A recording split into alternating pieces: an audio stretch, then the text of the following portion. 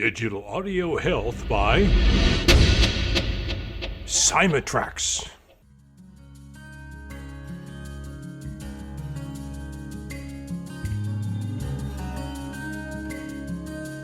Welcome to the Rhonda Grant Show with your host, Rhonda Grant. If you believe that there is more to life than what you see right now, and you want to find out more, listen in as her guests share their journey and their extraordinary experiences. Now, here is your host, Rhonda Grant. Welcome to the Rhonda Grant Show. Sometimes the universe has a way of placing people or obstacles in your path to help guide and direct you on your mission. Listen in as we discover the path my guest has traveled. Has she been inspired by a calling, crafted her journey, or a bit of both? I invite you to embrace the conversation and to use it to help you to recognize if this is happening in your life. My guest today is linguistic, evolutionary, and educational entertainer Laurel Airica, the creator of WordMagic Global, wordplay that unravels mass hypnosis and elevates the frequency of consciousness. Welcome to the show, Laurel. Thank you so much, Rhonda. A delight to be here with you. I am so pleased and excited to have you on the show. I love listening to your poetry and the play that you have on words that I have never heard of or experienced in my life. And I'd like you to take us back to earlier times when you started realizing that you could use words to your benefit or to the benefit of others. Well, I started playing with words in early childhood and was sure I knew all the words in the English language when I was 3.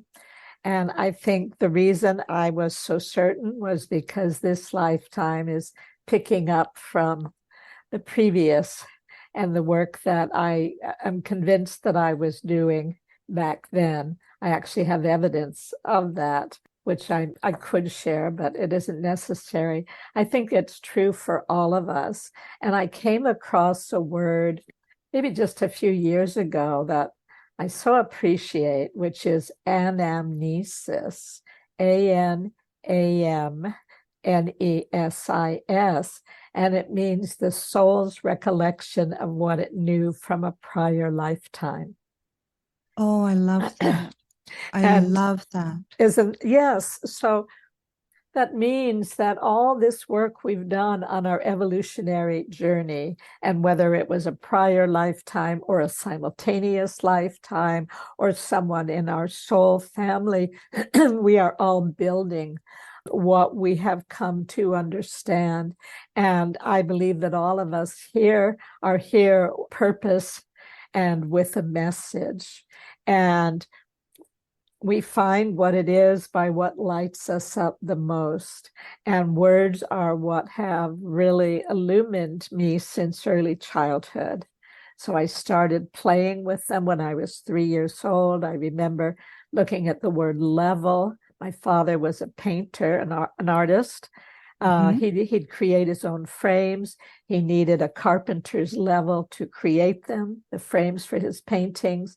And I was fascinated at the little bubble in the center when something was level, but also fascinated by the fact that level is a level word. It's L-E-V, and the V is like a fulcrum, E-L, reading it frontward or backward. So I saw that level was a level word. And I just went on from there, playing with letters and playing with words and reaching a conclusion that words might be more closely related by sound than by meaning. For instance, the word ascent means many things. It means to climb up, to elevate our status. It means to agree. And when we are agreeable, we elevate our social status. And conversely, dissent means to disagree and to decline in status, to go from a higher to a lower position. So I saw all of these echoes and reflections. And while our culture looks at what a word means without looking at what the word means, and mean means not only signification, but it means cruel, it means shabby, it means nasty, and average. And we talk about what words mean, and we talk about time in terms of meanwhile. And so there's all of these different significations and single sounds that have been mostly ignored as irrelevant. But in ancient cultures and in contemporary Hindu and Chinese culture, when words share a sound, people feel compelled to find a connection between them. So that was not going on when I was growing up. But words that have the same sound and different meanings, called homonyms or puns, they were disregarded as irrelevant or a joke and nonsensical. And so I felt kind of like a nonsensical person, because in my mind, they made sense. And so I was kind of, I don't know what the word would be, dismissed as foolish. And yet over time, finding these words that have the same sound and different meanings. And a lot of people, just to step back from this, a lot of people find my work on YouTube, primarily a video I made in 2010 called The Secret Spells of the English Language. And so this is when I share what I call our premiere life sentence. And are you familiar with it, Rhonda? Do you know that? No. I'd like you to explain that. I would love to. So yes. The sentence goes this way. We awake each morning and go off during the weekdays to earn our living at various jobs and undertakings until we come to the weekend. And this seems like the normal way of things. However, more people die of heart failure between 6 and 10 a.m. Monday morning than any other time of the week. And I first heard that from Dr. Chopra, and later affirmed it with medical personnel. There are more heart-related deaths Monday morning. So I explained that what I do is a translation of the English language. And I spell that trance with the idea that words put us in a trance by casting spells. And when you translate that life sentence, we awake each morning, you remember that awake is a funeral party for the dead, and mourning is the state we're in when we attend a wake. So when we say to each other, good morning, we're essentially saying good grief. And we would have to be staggering around like zombies in a weekdays to earn the living, since urns are vases for the ashes of the dead. And we call our jobs undertakings. Entrepreneur means undertaker. Job is a Hebrew word for persecuted, like Job in the Bible. And what we get at the end of this perverse bargain with life is progressively weakened. And so our most prevalent greeting to each other is hello. And when you reverse the syllables, you get oh hell.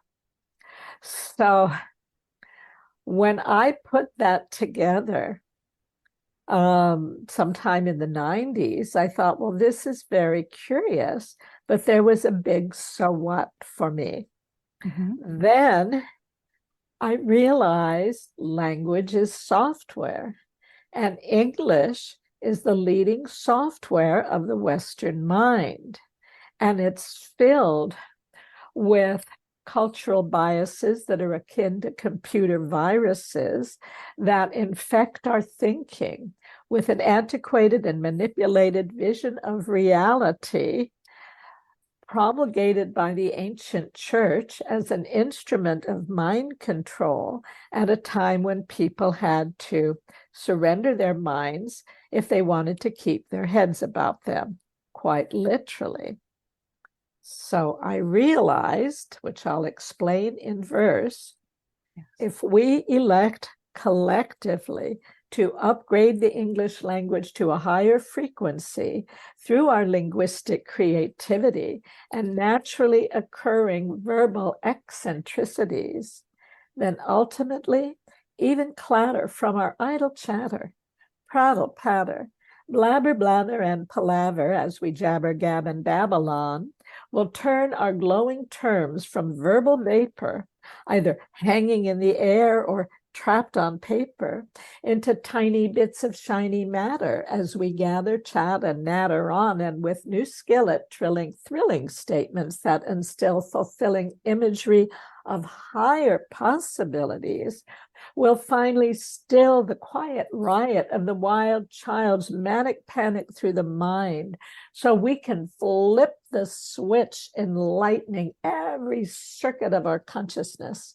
with the electric surge of verbiage that encourages superb and selfless services to spread from soul to soul by what is said around the globe in all the light years up ahead. And then, from the islands of silence between all that's spoken, we will listen as doors to the heartland spring open. So that's the whole thing in a nutshell. And after I recognized that language was software and could be upgraded, it must have been late 98, because in early 99, someone gave me a letter to the editor from the Wall Street Journal titled Corrupted Language, the Great Destroyer. And it quotes Socrates as saying that incorrect language is not only a mistake, it implants evil in men's souls. And Confucius is quoted in it from Analects 13.3, saying that if given charge of the governance of a country or the administration of it, the first thing he would do would be to correct the language. And he explains that if language is incorrect, then what is said is not what is meant. And if what is said is not what is meant, then what needs to get done remains undone. And if this remains undone, arts and morals deteriorate, justice goes astray, and people stand around in helpless confusion. So that was 2,500 years ago. Orwell has said similar things, that politics corrupts language, and language, once corrupted, has corrupting real-world influence, but that we can start making a difference by working on the verbal end. So that's what WordMagic is about. I started playing with words in early childhood, and I made discoveries. And while I thought that maybe my theory that homonyms, words with the same sound but different meanings, are more closely related than synonyms, which are words that share a similar meaning but are very different from each other, that I felt that words were more closely related by sound than by meaning. And that was considered preposterous, but I realized it was a bridge to recognizing that what needs to happen is a whole upgrade of language. And when I discovered that Confucius had said that very same thing, I felt very vindicated. Mm-hmm. When we speak, and you touched on this, and I really, really love that you did, is that our words are vibrations, and they go out into the world, and sometimes those words, like spells, come back to us. Yes, and many scientists, Greg Braden, Dr. Bruce Lipton, and others talk about how words, a single word, can upregulate or downregulate a cell. Okay. And I understand that Russian geneticists and linguists are working together to change DNA expression through words alone, rather than slicing and dicing. So we all grew up hearing that in the beginning there was the Word and the Word was God, but we haven't really understood what word, what does that mean, and what power do we have as speakers of the Word. So I'm part of what I do is explain that on the tips of our tongue and fingers, we have enormous power to create or to destroy. And there's continuous manipulation of language going on in Canada, in the US, all over the world to make things seem different than what we know that they are. And the woke agenda is, I just came across a quote from Thucydides, and I'm in the midst of completing a paper that will be part of an anthology. And so let me just find this statement by Thucydides that's so relevant today. He was an Athenian historian and a general. And he said in 2,500 years ago or more, in writing about the war between Athens and Siberia, he said that in a society that falls into this confusion of language and morality, it is not that society cannot come about, but that the existing society collapses. The animalistic power struggle of man's libido is released as a result of this moral confusion and corruption of language. So I included that in what I'm writing and added that given how many people today are defining themselves primarily by how they like to satisfy their libido, and then demanding that ordinary words be changed in meaning to accommodate their sex changes, we can see that Thucydides was exactly right. And then I quote in this piece from Václav Havel, who is a Nobel Peace Prize laureate. He said the tragedy of modern man is not that he knows less and less about the meaning of his own life, but that it bothers him less and less. So right now we're standing on the precipice of to be or not to be, whether we are going to continue to exist and whether we can not, I don't know whether it's about finding meaning in life or creating it for ourselves. I created meaning and my own entertainment playing with words. I felt like quite an outcast in family and society, but I had something that lit me up. And that brings to mind for me something I discovered pretty recently, which is that in the word trauma is Om, A-U-M, the Sanskrit word for the vibration at the essence of all existence. So I saw, okay, if Om is at the center of trauma, then our pain must be a pathway to our purpose. And all of us are meant to be wounded healers.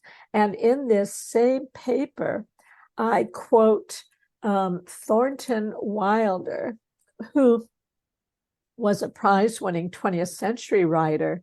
And he said, without your wounds, where would your power be?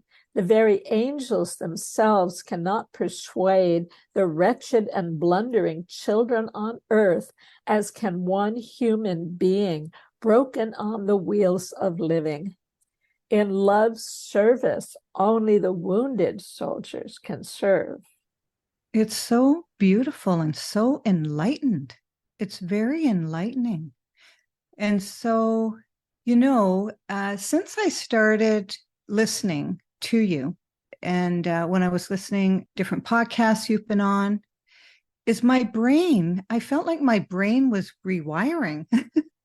And sometimes it actually hurts because I've never heard, and a lot of people who are listening today have never heard a person put together words the way you put them together.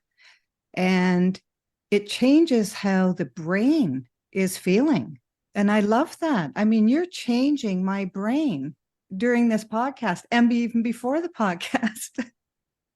That's so heartening to hear, Rhonda. Thank you so much. And for many years, people would tell me, or many years ago, people saying, I feel like I'm growing new antennae out of the brain. It's like I was in my early journaling today, I was realizing, well, let me see if I can find it because I stated it better. I'm a lovely friend, a podcaster.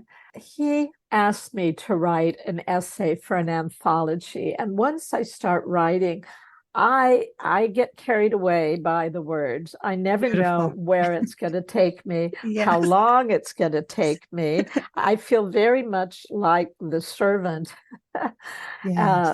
And so what was occurring to me today was that, well, first of all, Ralph Waldo Emerson described the English language as the sea which receives tributaries from every region under heaven. And so I was looking at the word sea, which is S-E-A, S-E-E, and the letter C. And the sea is the mother of creation. The ocean is the womb of evolution on the planet.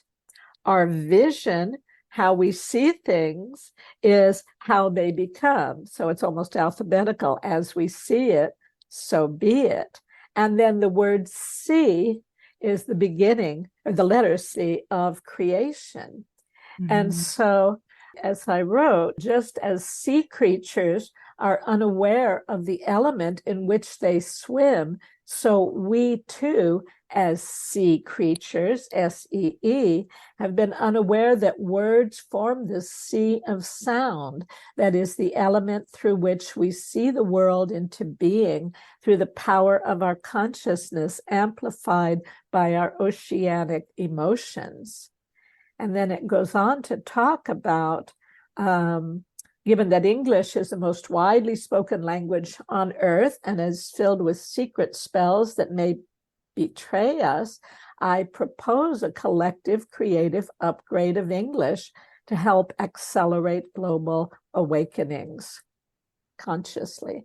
So I'm glad you feel impacted by it. These are my biggest goals and greatest dreams, is to become as fully conscious and available instrument of infinite intelligence, which is something each and all of us can do, and then apply it to our lives and all our relationships and our creative expression.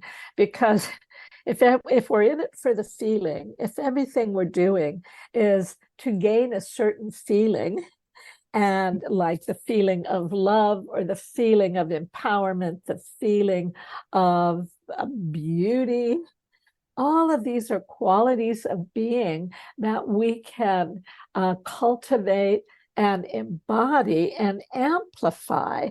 And as we do, our feelings, the exquisite pleasure of these feelings, I invented a word for it because there just isn't a word for that high level of exquisite pleasure that really goes along with Freud's idea that it all starts with the pleasure principle.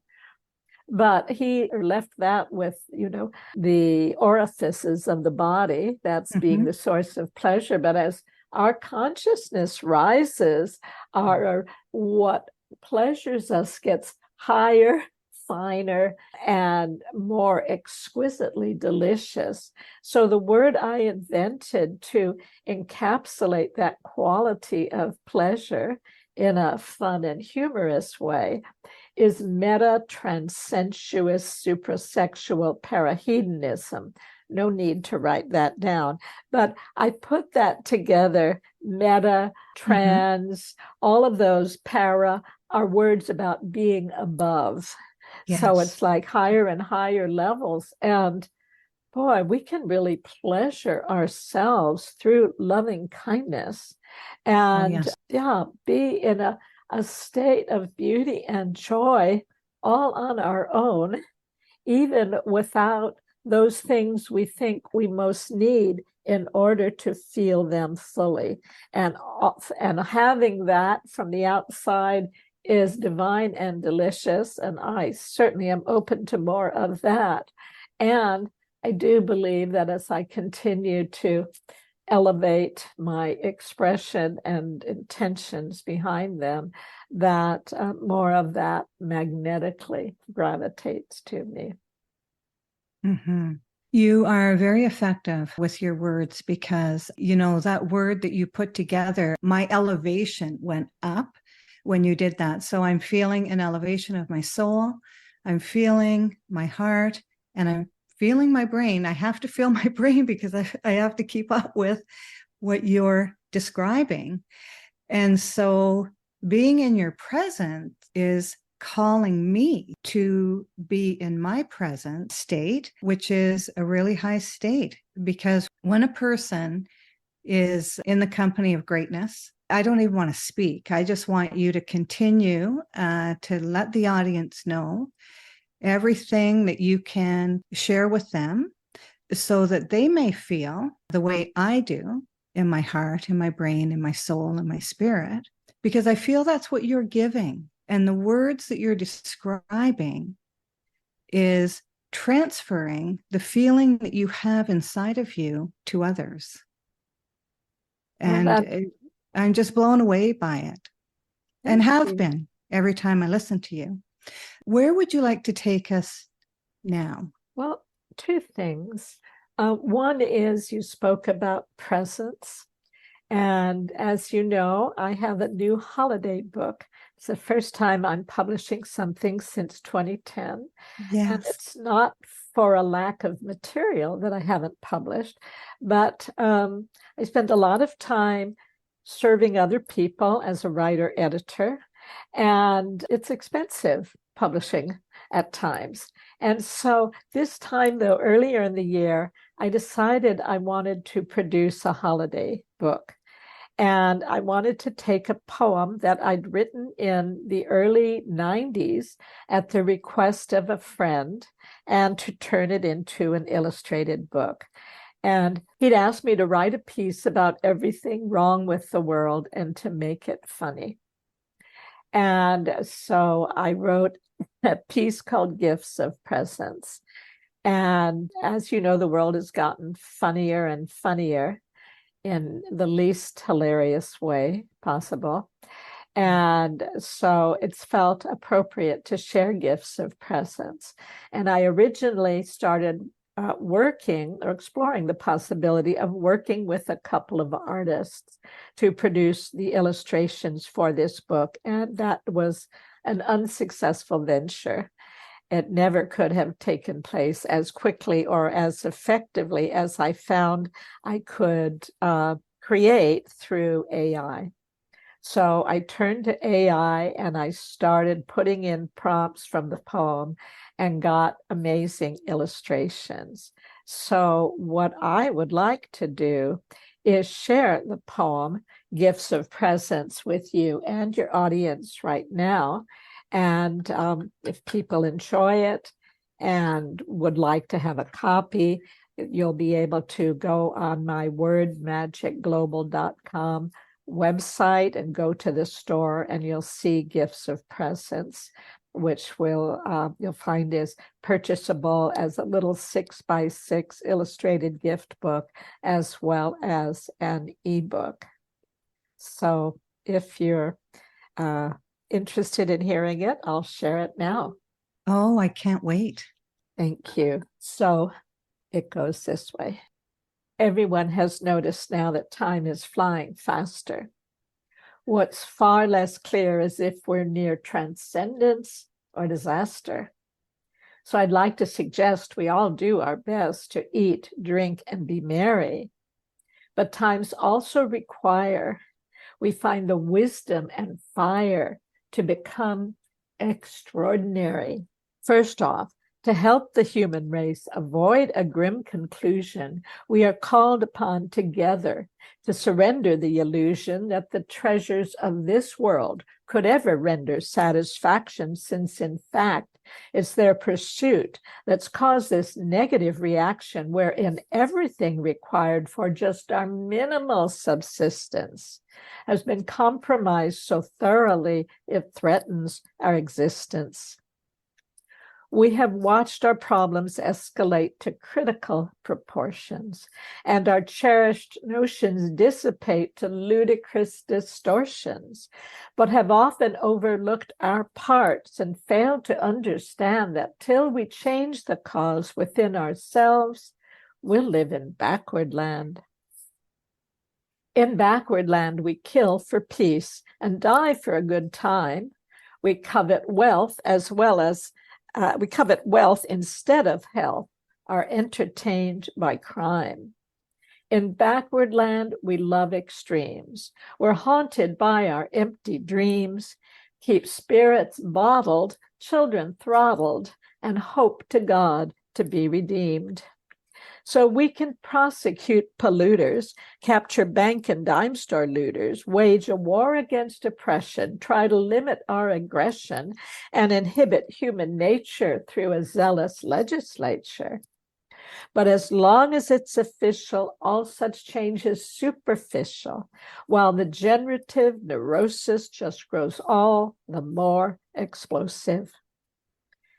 And so we persecute the destitute, deny the truth, and then commute the sentences of menaces whose villainy is so acute, it costs our country's confidence in justice and benevolence. Though many laugh at this insanity, use Jesus for profanity, and sanction inhumanity, we're flattering our vanity to think that a democracy can outlast such hypocrisy. It's when truth's reduced to black and white, with them that's wrong and us that's right, that everything seems justified, from fraud to murder, suicide.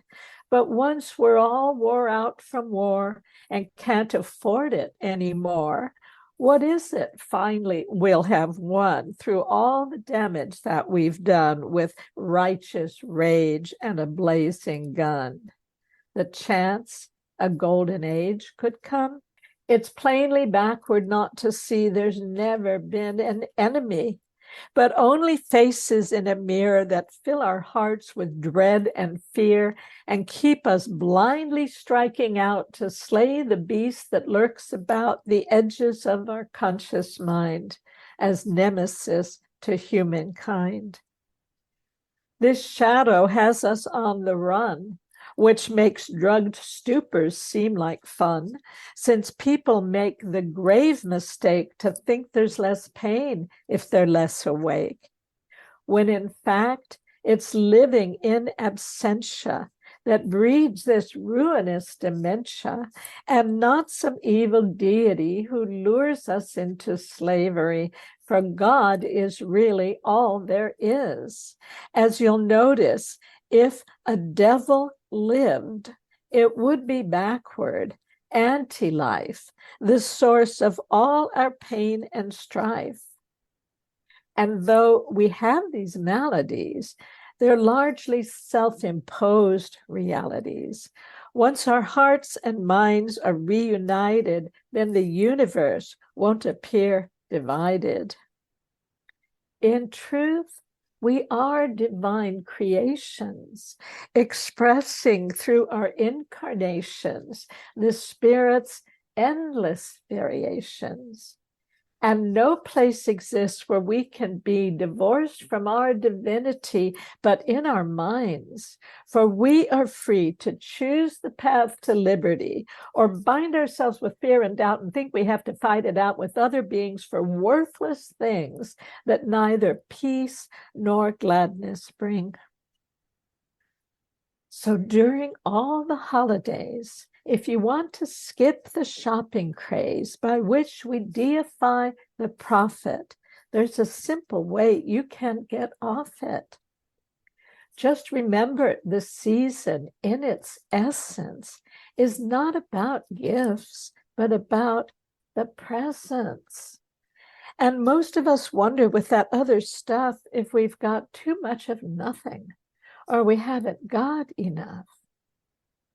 As we view our lives through the end of the year and do all that we can to be of good cheer, it can help to remember that the goddess Isis, who resides at the heart of every crisis, first brings forth death and then renewal, so that we may remember that the ultimate jewel that we can attain in our human existence through the lessening of our blind resistance is the wisdom to know our divine creator is the source of fulfillment so much greater than anything we could hope to attain through strategies on this earthly plane. And we don't wise up till we're out on a limb and think our chance for survival slim. Then we look again and the limb's not there, which plunges us into grave despair, where we gain a gift for potent prayer and then the strategies to walk on air. And that's what it takes to avoid the sin of blowing ourselves to oblivion and having to follow the 23rd Psalm with, "We're sorry, God, but Adam bombed." We share one heart, our Mother Earth, and prevent her death with our own rebirth. For we know the earth's one living whole, so ourselves are cells of the oversoul, which means each prospers or each one loses, and each, not God, in silence chooses. So the key to global happiness is for all to work in consciousness, to transmute negativity and embrace a higher destiny. So let's reaffirm a resolution to fulfill our role in this soul solution, as there's still a chance that we can win if we all call forth the God within. For when love shines through us like the sun, then will the human race be one. Then will the human race be one. That's gifts of presence. Beautiful and so profound. It's like you're a prophet. Thank you. Beautiful. Somewhere I have that line, then when we give our words, if they can't be broken, we shall spin gold every time they are spoken. This may seem absurd, but let no one scoff it. For when truth be told, it shall make us profit. That's Wonderful. from Open Heart Synchrony, which is included in my book called WordMagic, Wordplay that puts a new spin on the world. Yes. You alluded to and talked to the soul. Probably in the word anamnesis, and the soul's recollection of what it knew from prior lifetimes. Yes, that's right. And so can you speak a little bit about that? Because a lot of people are curious about our soul and if we actually have been here before, and this is another evolution of our soul's journey. Well, I'm not an authority. There are spiritual teachers and people who've had a lot of direct downloads from higher frequencies. That sounds divine. Has not yet been my experience. So I can just say that I am convinced we each have an essence that is enduring. And that, I mean, there are many, Greg Braden, Elon Musk, that say we're living in a matrix. And I can show in language. I have a poem I wrote years ago called, "Is the World a Matrix Made Out of Word Tricks?" Because of how some countries are named for what they do. So I have read books on life between lives and pre-life planning. I do believe we do this repeatedly. Yeah. I also believe we all chose to be here at this time. And I have anthem for our era called Speaking Beauty. And there's a wonderful quote I came upon again today that I have. Let's see if I can find it in a hurry. Great crises. This is by the author, teacher Michael Meade. He said, great crises and impossible tasks can uncover hidden resources and reveal veins of genius that can alter the course of history. Each soul desires to be part of something greater, something larger than life, for we each harbor within ourselves a larger life and a greater self waiting to become known. Genius is the expression of the sacred in each individual, and we must nurture and maintain our genius until its complete birth in the world. So I've seen different definitions for soul and spirit. I can't really speak to that. I can just say I feel very connected to my own essence, which I do believe is eternal. And I believe that we enter this movie, this stage set called Planet Earth, to have particular interactions that will enable us to cultivate qualities of being that we need a body and emotions and friction and contrast and challenge in order to be able to transcend what has kept us operating at a certain level in order to break through to another level.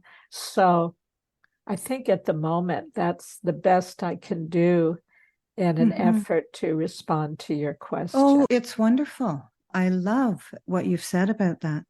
What would you say to the people who are not really in touch with the essence of who they are because they're afraid of being who they've come here to be, because they may be judged? Not that they will be judged, but they may be judged. And, you know, an example of that, I'm a prime example of that, and I'm sure there's many. And I had a near-death experience. I was T-boned. At 55 miles an hour. Wow. And I was the only one in the vehicle, and it hit the driver's door. And I did not have a scratch on me. Wow. And was released from the hospital rather quickly. You know, the ambulance took me away, of course. They used the jaws of life to get me out. And during my recovery, I would wake up in the morning around 4 o'clock in the morning, and like a robot, I would go to my computer and write. And one day it occurred to me I was writing a book. And after my accident, and I've had many, and enlightenment doesn't happen all at once. I mean, there's the soul nudges you very quietly and expertly to guide you on your path. But then all of a sudden it's like, you know, we're tired of waiting for you. Like, here's a really big bang for you to really be who you've come here to be. And so what that enlightenment did for me was, when I look back over my past, I saw all the synchronicities and coincidences that had to happen to pull so many things together. And I became fascinated with that because I was just living my life, not realizing that there was this golden thread that had pulled everything together for me. And when it came time to release the book, I was really afraid. The further we got in the publishing process, the more afraid I became. Is that because when this would be released, then people would know really who I was, because I told it in my story. And I almost went with a pen name. And then 1 month before the book was released, I just realized that, no, this is my work and my name deserves to be on it. And I made that decision. And when I released it and it went out to social media, I couldn't believe the warmth and the arms that opened for me and the sales that I had based on people wanting to know. But I was afraid. And I was afraid of being judged. I was afraid of people knowing if I had intuition and all these special abilities that I might be able to read their mind, which I've never been able to do. Sometimes I get inclinations, and people always want to have sovereignty over themselves, right? So my biggest fear was judgment. If I was going to stand in who I came here to be. Can you speak a little bit about that? Have you experienced that, and what your thoughts are on that? Well, absolutely. Thank you for sharing that.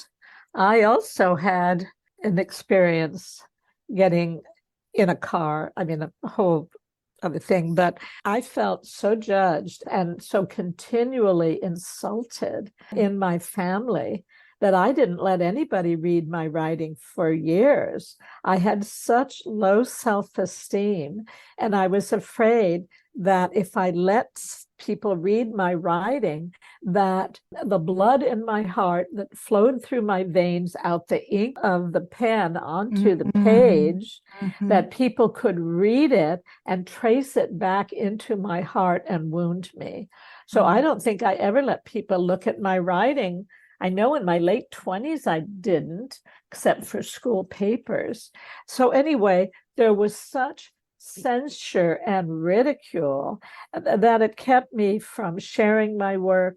I've hardly put it out, I mean, except on my own. I haven't, sent out to magazines and such as that. I thought I don't have room for any more criticism in my heart and in my life. And I don't remember when I started. I kind of thought that my word stuff and the significance I was attaching to it was all make-believe. And so I was afraid of what would happen. And actually, I wrote a manuscript in the 80s called Psychosemantics, English in Translation, spelled Trance. I was told by an editor at a publishing house that without a PhD, you can just forget it. And so that was that. And had I been able to publish it, I would have been at the mercy of all the academic linguists, looking to eviscerate my ideas. But what happened instead was, in the early 90s, I wrote a poem. I didn't think it was very good. I just stuffed it in a drawer. But a friend asked me about it and then invited me to share it at her event. And the president of a New Age record label was there and said, would you like to do an album of your verse? So I turned everything I discovered about words into performance art and could just bypass the academic linguists and go directly to people. And in one of the poems, one of the early ones, I say, now from these words, you may deduce some of the metaphysical Mother Goose. And so, I was terrified of it. And when you talked about being afraid of sharing work and being oneself, I thought about a quote I have from Oscar Wilde, who said, most people are other people. Their thoughts are someone else's opinions, their lives a mimicry, their passions a quotation.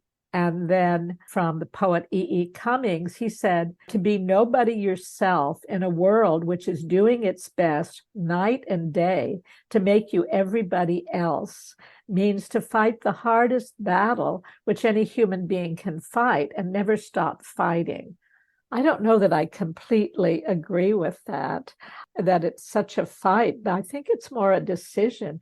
Who would you rather be than to be yourself? And one of my favorite words that I call a sacred path word came about when I was walking in nature and I said to my invisible friends, please give me a new word. And they gave me the true meaning of beautiful. And it is beautiful, because there's nothing more exquisite than our own being, our own presence, which is unique and quirky. And I once was looking at the word eccentricity, and I thought, well, what is this ek we're supposed to be centered on?